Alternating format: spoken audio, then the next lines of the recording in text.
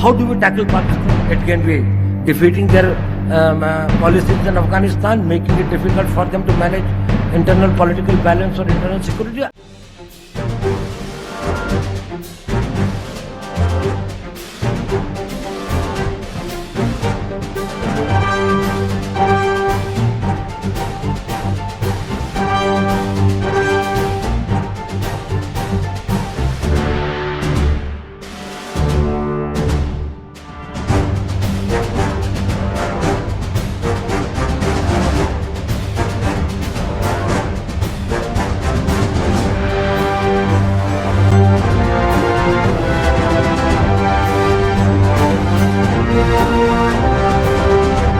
बिस्मिल्लाहिर्रहमानिर्रहीम। मैं हूं मोहम्मद बिलाल इफ्तिखार खान और आप देख रहे हैं स्ट्रेटेजिक एनालिसिस ग्रुप। आज हमारे साथ सीनियर सहाफ़ी, गल्फ न्यूज़ के कंट्रीब्यूटिंग कॉलमिस्ट और कश्मीर क्रॉनिकल के रूह रवां, उसके अलावा एक बड़ी यूनिवर्सिटी के अंदर पढ़ा भी रहे हैं, जफर शेख साहब।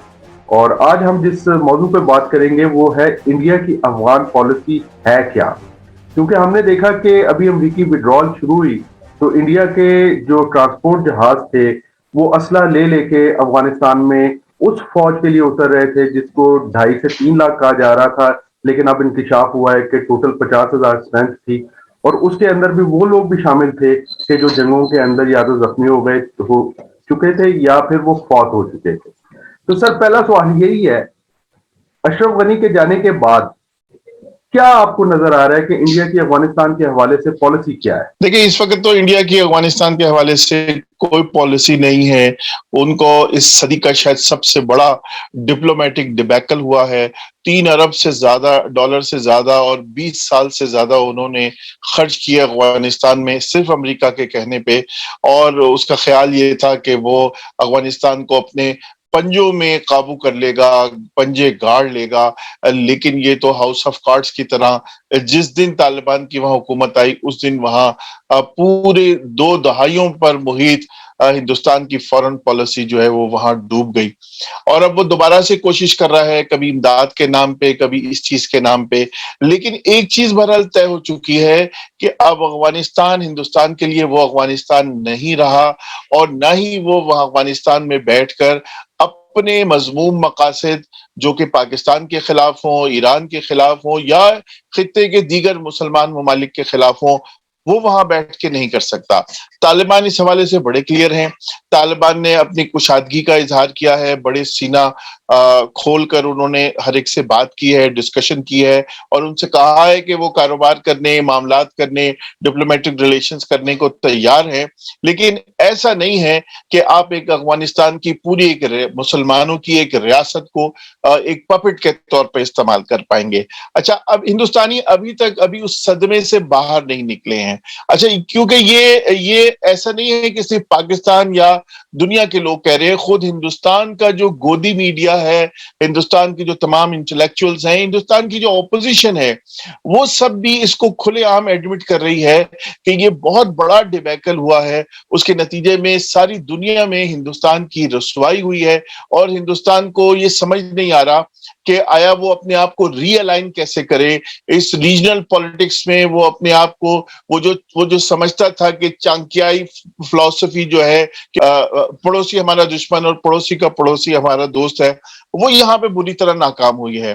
तो ऐसे में मैं ये तो नहीं कह रहा कि पाकिस्तान ने जाके हिंदुस्तान को जद लगाई, ये हिंदुस्तान की अपनी गैर इंसानी पॉलिसियां जो हैं उसने उसको अफगानिस्तान में जद पहुंचाई है। और सबसे बढ़कर तालिबान ने बारहा और खुलकर इस बात का इजहार किया है कि जो कश्मीर में मुसलमानों के साथ हो रहा है, जो हिंदुस्तान में मुसलमानों के साथ हो रहा है और जो पूरे हिंदुस्तान में अकलियतों के साथ हो रहा है, उस पर उन्हें तशवीश है। सर, अभी आपने बात किया कि ईरान को भी नुकसान पहुंचा रहा था हिंदुस्तान, तो जरा इसको आप बताएंगे, वो डैम का क्या, जो डैम इन्होंने बनाया था और बड़ा उसको कर रहे थे, क्या उससे कोई ईरानी मफादात के ऊपर जक आ रही थी? जी, ये सलमा डैम है $290 मिलियन का, और ये हिरात में صوبہ ہرات میں یہ ڈیم انہوں نے بنایا تھا، اور ان کا کہنا یہ تھا کہ اس کے نتیجے میں جہاں 35,000 ہیکٹر پہ افغانستان میں کاشتکاری ہو سکتی ہے، وہ بڑھ کے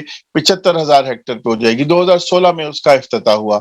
شروع میں اس کا نام سلما ڈیم تھا، بعد میں اس کا نام انڈیا افغانستان فرینڈشپ ڈیم کر دیا گیا۔ چلے اس پہ کوئی حرج نہیں ہے، لیکن ایران نے کہا کہ جی اس کے ذریعے آپ نے ہمارا پانی جو ہے وہ روک دیا ہے۔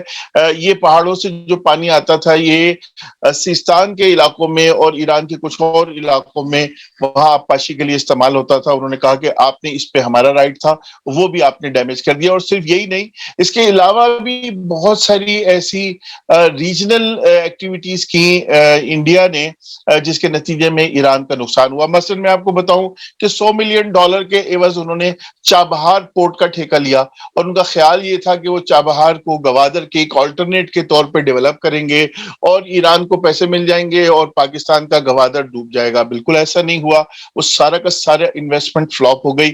تیسری انہوں نے انویسٹمنٹ کی کہ یہ چابہار سے ہی روٹ بنانے کے لیے نیمروز اور ہرات کے درمیان 217 کلومیٹر کا انہوں نے $220 ملین کا سڑک کا ایک پروجیکٹ کیا۔ بہت اچھی بات ہے، اگر وہ سڑکیں بناتے اس لیے کہ عوام کو فائدہ ہوگا تو بڑی خوشی کی بات ہوتی، ہم سب اس کی سپورٹ کرتے۔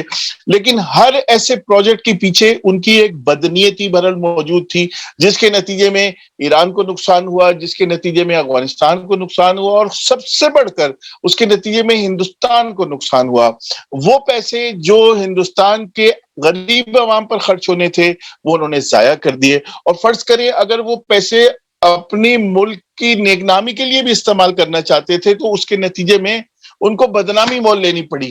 یہی وجہ ہے کہ انہیں پھر جو ہے وہ ابھی پچھلے دنوں دلی میں سیکیورٹی کانفرنس کرنا پڑی تاکہ جو ایک اسپوائلر کا جو امیج ہے ہندوستان کا جو بلڈ ہو چکا ہے اس کو وہ ختم کر سکے۔ لیکن سر وہ جو کانفرنس جس کا آپ ذکر کر رہے ہیں NSA لیول کی جو تھی، اس میں رشینز کی طرف سے بڑا عجیب قسم کا ایک جو ہے پیغام آیا کہ ان کے جو سیکیورٹی ایڈوائزر آئے تھے انہوں نے کہا کہ اس قدر جو افغانستان کے معاملے کے اوپر کانفرنسز ہو رہی ہیں، ان سے جو ایک وہاں پہ امن کا پروسیس ہے وہ ڈسٹرب نہیں ہونا چاہیے۔ تو آپ کے خیال میں جو رشیا جو سب سے بڑا آرم سپلائر بھی ہے انڈیا کو، وہ یہ سمجھ رہا ہے کہ اس کی یہ پرسیپشن بن چکی ہے کہ انڈیا جو ہے اٹ از بینٹ اپون کہ افغانستان کے اندر جو ہے انارکی آئے، اور جو ہے اس انارکی میں وہ اپنے فوائد دیکھ رہا ہے؟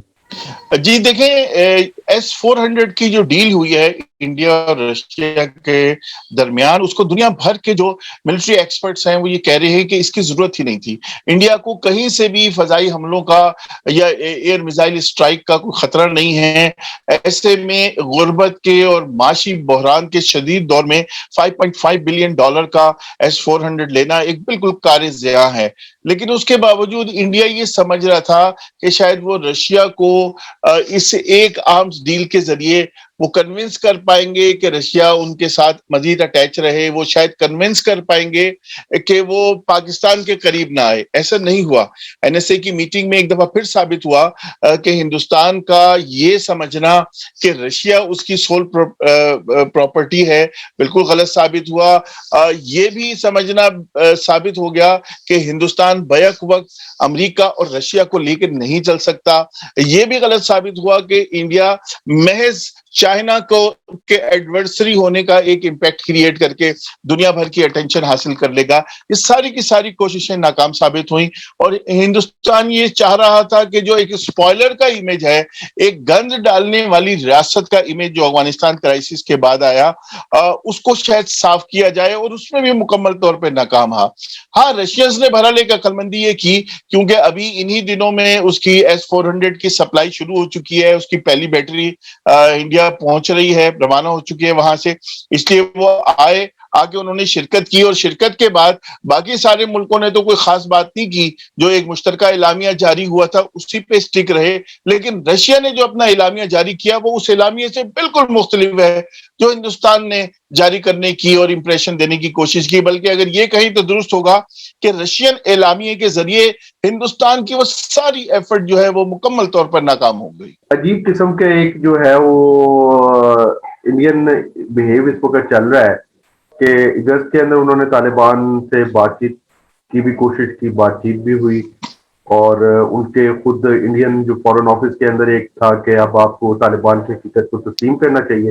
لیکن پھر ہم نے دیکھا کہ جب یہ پنجشیر کا واقعات شروع ہوئے تو انڈیا مکمل طور پہ جن سے وہ تعلقات بنانا چاہ رہا تھا ان کے مخالفین کا جو گروپ ہے اس کو انہوں نے سپورٹ کرنا شروع کر دیا. اور جس طرح کا پروپیگنڈا ہوا وہ اس گلوبلائز ورلڈ کے اندر جو ہے بذات خود ایک بہت بڑی شرمندگی کا باعث بنا ہندوستان کے لیے. اب جب وزیر اعظم پاکستان نے اعلان کیا کہ افغان جو وزیر خارجہ آئے ہوئے تھے ان کے کہنے پہ انڈیا کو وہ راہداری دینے کے لیے تیار ہے کہ واگا کے ذریعے ویٹ وغیرہ جو ہے وہ بھجوائی جائے, تو وہاں پہ انڈیا کے اندر اب الگ ڈیبیٹ شروع ہو گئی ہے کہ کیا یہ ویٹ جو ہے جو ہم چیزیں بھیجیں گے یہ عوام تک پہنچے گی یا یہ ہوگا. سر یہ کرنا بھی چاہ رہے ہیں یا بنیاد مینٹالٹی جو ہے وہ صرف دکھاوا ہی ہے اور اس کے علاوہ جو ہے سبسٹینشل کچھ کرنے کے یہ قابل ہی نہیں ہے؟ بلال بھائی یہ آپ نے بالکل ٹھیک کہا. اس وقت ہندوستان کی جو فورن پالیسی ہے وہ ایک ہیجان کا شکار ہے. وہ کبھی ادھر ہاتھ مارتے ہیں کبھی ادھر ہاتھ مارتے ہیں. کبھی وہ یہ سمجھتے ہیں کہ وہ ایک طریقے سے طالبان امارات اسلامی افغانستان کو وہ کر لیں گے اور کبھی وہ دوسری طرف سے, اور آخر میں کبھی وہ طالبان کے خلاف ایک بہت زہریلا قسم کا پروپیگنڈا شروع کرتے ہیں اور پھر اچانک کہتے ہیں کہ بھئی ہماری دوستی کی پینگیں بڑھ رہی ہیں, چلیں ہم آپ کو گندم دیتے ہیں. اچھا, گندم کو بھی انہوں نے as a tool of propaganda استعمال کرنے کی کوشش کی اور ان کا خیال یہ تھا کہ پاکستان منع کر دے گا اور ہم کہیں گے کہ پاکستان کتنا ان ہیومن ملک ہے, وہ افغانستان کی مدد نہیں چاہتا, یہ نہیں چاہتا. پرائم منسٹر عمران خان نے فوراً کہا کہ ٹھیک ہے جناب, ہم آپ کی اپنی شرائط پہ ہم آپ کو راستہ دینے کو تیار ہیں, آپ لے جائیں گندم افغانستان پہنچائیں, کوئی مسئلہ نہیں ہے. واگا سے لے آئیں, کراچی سے لے آئیں, جہاں سے مرضی لے آئیں. لیکن صورتحال یہ ہے کہ جو انڈیا کی جتنی بھی اس طرح کی کوئی بھی ایفرٹ ہیں وہ اس کے لیے نیک نامی کا باعث بننے کے بجائے اس کے لیے مزید بدنامی کا باعث بن رہی ہیں. اور اس کے بعد ان کا جو ایک ریئیکشن وہاں انٹرنل ریئیکشن جس طرح آتا ہے, کبھی میڈیا کے ذریعے, کبھی بی جے پی کی ایکسٹریمسٹ مائنڈ سیٹ لیڈرشپ کے ذریعے, اور کبھی ایکسٹریم فینیٹک لوگوں کے ذریعے, اور ایسا لگتا ہے کہ ہندوستان کی پالیسی جو ہے وہاں کی دفتر خارجہ میں نہیں بلکہ وہاں بی جے پی کے دفاتر میں بیٹھ کے بنائی جا رہی ہے. اور گندم کے معاملے میں پاکستان چونکہ افغانستان ایک لینڈ لاکڈ کنٹری ہے اور پاکستان کی یہ اخلاقی اور دینی اور ملی ذمہ داری ہے کہ ہم افغانستان کو فوڈ سپلائی کے لیے اپنا لینڈ روٹس دیں, تو ہم دیں گے, پہلے بھی دیا ہے, آئندہ بھی دیتے رہیں گے. بلکہ پاکستان نے تو آج سے 2 سال پہلے انہیں 70,000 ٹن گندم تحفتاً دی تھی. ہمیں محسوس ہو رہا تھا کہ افغانستان میں ضرورت ہے, اور آج بھی کسی ایگریمنٹ کے بغیر ہمارے ٹرکس جو ہیں وہ افغانستان جا رہے ہیں, گندم لے کے جا رہے ہیں, غذائی اجناس لے کے جا رہے ہیں. اور جو سب سے بڑی مدد پاکستان نے کی ہے افغانستان کی, وہ یہ کیا کہ ایک دن کے لیے بھی پاکستان اور افغانستان کے درمیان ٹریڈ روٹ بند نہیں ہوا. وہ ٹریڈ مسلسل چل رہی ہے, اور جس کا 90% شیئر جو ہے وہ فوڈ ہے. وہ چیزیں جو افغانستان میں پیدا ہو رہی ہیں افغانستان ملک سے باہر بھیج رہا ہے, زیادہ تر پاکستان آ رہی ہیں, اور وہ چیزیں جو افغانستان کو ضرورت ہے وہ پاکستان سے افغانستان جا رہی ہیں. یہی وجہ ہے کہ کئی مہینے ہو گئے ہیں اور ابھی تک افغانستان اس سنگین کرائسس پہ نہیں پہنچا جس کا خدشہ ظاہر کیا جا رہا تھا. لیکن وہ بہرحال خدشہ ابھی موجود ہے, شاید وہ اور 2-4 مہینے ڈیلے ہو گیا ہے. اس کے اگینسٹ دیکھیں پاکستان کوشش یہ کر رہا ہے کہ ساری دنیا سے کہے کہ آئیے آ کے افغان بھائیوں کی مدد کریں تاکہ یہ اپنے پیروں پہ کھڑے ہو سکیں, تاکہ وہاں کوئی انسانی المیہ جنم نہ لے. جبکہ اس کے اگینسٹ انڈیا کا جو رویہ ہے, انڈیا کا رویہ صرف ایک امیج بلڈنگ کا ہے, ایک کلیم کرنے کا ہے کہ دیکھو جی ہم نے گندم دی, ہم نے گندم دی, اور کوئی سیٹ پالیسی وہاں ابھی تک افغانستان کے حوالے سے نہیں بن سکی, کیونکہ جس ڈیبیکل سے وہ گزرے ہیں, جو سانحہ ان کے ساتھ رونما ہوا ہے افغانستان میں, ان کی 2 دہائیوں کی انویسٹمنٹ ناکام ہو گئی, اس کے بعد انہیں سمجھ نہیں آ رہی کہ وہ کہاں سے شروع کریں. سر آخری سوال میں آپ سے یہ کرنا چاہوں گا سر, ابھی S-400 کا آپ نے ذکر کیا, ایکسپیکٹڈ ہے, آپ کا کیا اسسمنٹ ہے کہ کیا انڈیا پہ پابندیاں لگیں گی؟ اس کے ساتھ ہی سر یہ بھی میں آپ سے پوچھنا چاہوں گا کہ اس وقت جو سینٹرل ایشیا سے ہمیں خبریں آ رہی ہیں بڑی پازیٹیو آ رہی ہیں. ازبکستان نے کہا ہے کہ وہ پریفر کرے گا کراچی اور گوادر کو. پھر رشیا اور چائنا کے درمیان 820 کلومیٹر کا جو فاصلہ کم ہوا ہے, جو فرینڈشپ برج انہوں نے بنایا ہے. اس کے علاوہ قرغیزستان نے بھی اجازت دے دی ہے کہ وہ ازبکستان تک ریلوے لائن کو اپنی ٹیریٹری سے گزرنے کی اجازت دے گا. تو ایسے میں سر ہر چیز کے اندر انڈیا کی ایک شکست نظر آ رہی ہے. तो क्या आप समझते हैं कि अगर अमेरिका की तरफ से पाबंदियां लगती हैं तो हिंदुस्तान इस चीज पे मजबूर होगा कि वो रशियन और चाइनीज पॉलिसी को टो करे? देखिए, मुझे 1% भी चांस नहीं है कि अमेरिकन जो है वो S-400 लेने पे इंडिया पे उस तरह पाबंदियां लगाएंगे जिस तरह उन्होंने तुर्की पे लगाई थी या और ममालिक पे उन्होंने लगाई थी। ऐसा बिल्कुल मुमकिन नहीं है, क्योंकि इस पूरे साउथ एशिया और एशिया रीजन में सिवाय एक इंडिया के कोई मुल्क ऐसा नहीं है जो अपने इंटरेस्ट के अगेंस्ट जाकर अमेरिका के लिए इस इलाके में एक गुंडे का किरदार अदा करने के लिए तैयार हो, सिवाय मोदी सरकार के। अच्छा, और उसके लिए भी खुद हिंदुस्तान के अंदर से बड़ी जबरदस्त आवाजें उठ रही हैं और ये कहा जा रहा है कि जनाब आपकी ये बहुत बड़ी गलतफहमी है कि आप अमेरिका के लिए उस इलाके में गुंडे का किरदार अदा करके शायद आप समझते हैं कि आप वर्ल्ड स्टेज पे कोई मकाम हासिल कर लेंगे। ऐसा बिल्कुल मुमकिन नहीं है। उल्टा आप हिंदुस्तान के मफादात को नुकसान पहुंचा रहे हैं, डैमेज कर रहे हैं और हिंदुस्तान को वर्ल्ड वाइड एक टोटली अनरिलायबल कंट्री के तौर पे आप स्टेब्लिश कर चुके हैं। इसीलिए जब सेंट्रल एशियन स्टेट्स या दूसरी स्टेट्स ये कहती हैं कि बेल्ट एंड रोड इनिशिएटिव में और सीपैक में वो अपना रोल प्ले करने को तैयार है, तो बेसिकली वो सारे ममालिक अपनी अपनी जरूरियात को सामने रख रहे होते हैं, उस पोटेंशियल को देख रहे होते हैं जो उन्हें सीपैक और BRI के जरिए नजर आ रहा है और उसमें से जाके वो अपना हिस्सा लेने के लिए तैयार हैं। ये एक बड़ी पॉजिटिव एक्टिविटी है। अगर अमेरिका इसको नेगेटिवली देख रहा है और इसको सबताज करना चाहता है और उसके लिए उसके पास सिर्फ एक हथियार है और वो है इंडिया का, तो ये हिंदुस्तान की बहुत बड़ी खराबी है और ये तबाही का पेशखेमा होगी हिंदुस्तान के लिए, जिसके ऑलरेडी असरात इंडियन इकोनॉमी पे, इंडियन डिप्लोमेसी पे और इंडियन वर्ल्ड इमेज पे पड़ना शुरू हो चुके हैं। जाना कौवा जो होता है वो हमेशा गंदगी पे गिरता है, कुछ ऐसा ही इंडिया के साथ जा रहा है। और मोदी सरकार ये चीज भूल गई है कि मुसलमान अशराफिया एक तरफ, लेकिन मुस्लिम अवाम आज भी अपने आप को उम्मत का हिस्सा समझती है और यही वजह है कि अशराफिया का कुछ एक्ट है और अवाम का कुछ एक्ट है। और तालिबान इस मामले में, क्योंकि अभी उनको इक़्तिदार मिला, इससे पहले भी इक़्तिदार मिला, उस तरीके से नहीं बोल रहे हैं, तो उनके अंदर आज भी वो कॉन्सेप्ट है और वो आज भी महसूस करते हैं जो कुछ भारत कश्मीर में कर रहा है या हिंदुस्तानी मुसलमानों के साथ कर रहा है। तो इंडिया की ये है कि अभी तो इब्तदाई खैर होता है क्या, आगे आगे देखिए होता है क्या। अगले प्रोग्राम तक के लिए मुझे और जफर शेख साहब को इजाजत दीजिए।